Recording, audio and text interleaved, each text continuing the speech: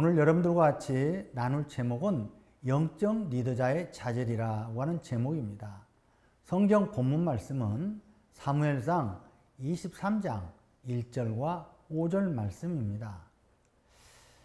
하나님은 인간을 자기 형상으로 창조하시고 하나님은 자기 형상으로 지음받은 존재와 교제하기를 원하셔서 아담을 인격적인 존재로 창조했습니다. 그러므로 아담은 창조 시부터 하나님과 교제할 직임을 가지고 있었습니다.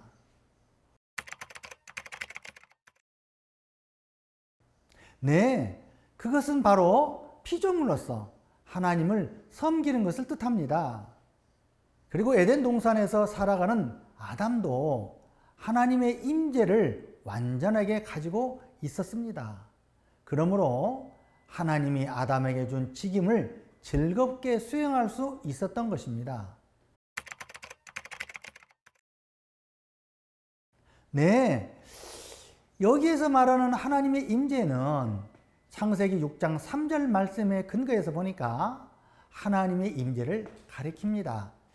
신약시대에 사는 우리에게도 예수님을 믿고 구원 얻으면 보혜사 성령님이 우리에게 오셔서 임재하심으로 우리가 삶 속에서 하나님을 잘 섬길 수 있습니다.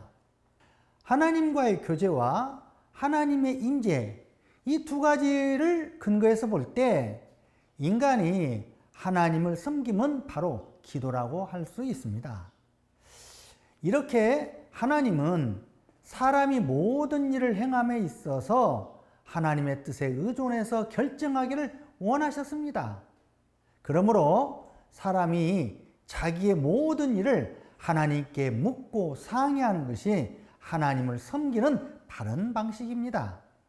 오늘 본문 말씀에서 발견되는 것은 하나님을 의존하여 잘 섬기는 다윗의 신앙관이 보입니다.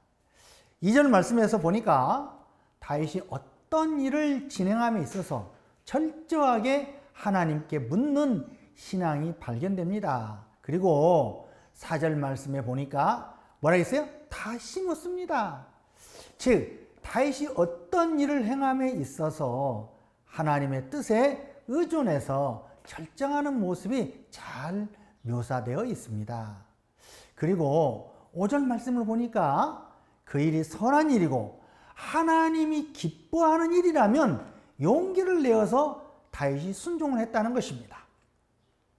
그런데 이 본문에서 반복적으로 강한 인상을 주는 문장이 있습니다. 여러분 감 잡았죠? 네, 2절과 4절 말씀에 보니까 2절에 다윗이 여호와께 묻자와 가로되, 그 다음에 4절 보니까 다윗이 여호와께 다시 묻자온대. 여러분 하나님의 음성을 듣는 훈련의 첫걸음은 다윗과 같이 하나님께 묻는 훈련입니다. 신약에 사는 우리에게도 우리 안에 내주에 계셔서 인도하시는 성령님께 묻는 일입니다. 그런데 여러분은 어떻습니까? 일상생활 속에서 큰 사건을 비롯하여 사소한 일들까지도 성령님께 묻는 훈련이 되어 있습니까? 대부분 중요한 큰 사건들은 기도하면서 하나님께 묻지만 사소한 문제들은 묻지 않는 것이 우리들의 일상입니다. 그런데 요한복음 5장 19절 말씀에 보니까 이렇게 기록되어 있어요. 내가 진실로 진실로 너에게 이르노니 아들이 아버지의 하는 일을 보지 않고는 아무것도 스스로 할 수 없나니 아버지께서 행하시는 그것을 아들도 그와 같이 행하느니라. 이 말씀에서 예수님께서는 크고 작은 문제를 가지고 하나님께 나아가서 얼굴을 구하였습니다. 여러분, 영적인 리더로 쓰임 받으려면 하나님의 음성을 듣는 훈련의 첫걸음은 다윗과 같이 하나님께 묻는 훈련이 잘 되어야 합니다. 그래서 첫 번째로 먼저 묻는 훈련을 해야 한다. 신앙생활에 있어서 영적으로 성장을 하려면 왜 묻는 훈련을 해야 하는가? 그것은 바로 하나님은 사람이 모든 일을 선택함과 결정함에 있어서 하나님의 뜻에 의존해서 결정하기를 원하시기 때문입니다.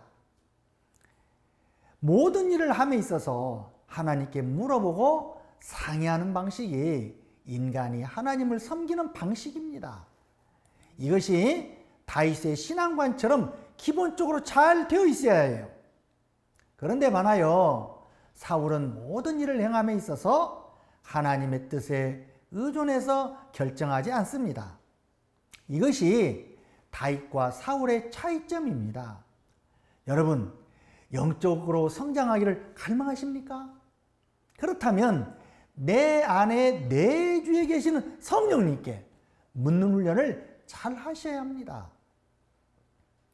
우리가 두 번째로 생각해 볼 수 있는 것은 5절 말씀에 근거해서 보니까 순종의 훈련입니다. 5절 말씀을 읽어보면 그 일이 선한 일이고 하나님이 기뻐하는 일이라면 용기를 내어서 다윗은 순종을 했다는 것입니다. 그런데 많아요. 사울은 사무엘상 15장 18절과 19절 말씀을 보니까 또 왕을 길로 보내시며 이르시기를 가서 죄인 아말렉 사람을 진멸하되 없어지기까지 치라 하셨거늘 어찌하여 왕이 여호와의 목소리를 청종치 아니하고 탈취하기에만 급하여 여호와의 악하게 여기시는 것을 행하였나이까 그랬어요. 이 말씀을 살펴보면 사울은 순종 검증에 실패했습니다. 하나님이 지시를 하셨다 할지라도 자기가 자기 뜻에 맞는 판단을 한다는 거예요. 그리고 창세기 22장 1절과 2절 말씀에 보니까 순종 검증에 합격한 아브라함의 시험 이야기가 나옵니다. 여러분, 순종은 이해를 조건으로 삼지 않습니다. 하나님께서 이삭을 모리아산에서 제물로 바치라고 했을 때 이삭을 죽인다는 문제는 윤리적으로나 현실적으로 이해할 수 없는 사건입니다. 그런데도 아브라함은 하나님의 말씀에 순종을 했습니다. 이 사건은 하나의 순종 검증인 동시에 뭐로 봐야 돼요? 진실성 검증, 여기에도 포함되어 있었던 거예요. 자신에게 있어서 아주 감당하기 어려운 압력이 와도 하나님께 충성하고 여러분들이 순종할 수 있는가? 하나님을 향한 믿음과 충성이 이 시험을 통해서 아브라함의 신앙 인격을 우리에게 보여줍니다. 그러나 궁극적으로 순종보다 더 근본적인 것은 사울의 의도 속에 뭐가 없어요? 진실성이 결핍되어 있다는 것이에요. 사무엘상 15장 13절과 14절 말씀에 한번 읽어보니까 사무엘이 사울에게 이른즉 사울이 그에게 이르되 원컨대 당신은 여호와께 복을 받으소서 내가 여호와의 명령을 행하였나이다. 사무엘이 가로되 그러면 내 귀에 들려오는 이 양의 소리와 내게 들리는 소의 소리면 어찌미니까? 하나님께서는 진실성이 부족한 지도자를 사용하지 않습니다.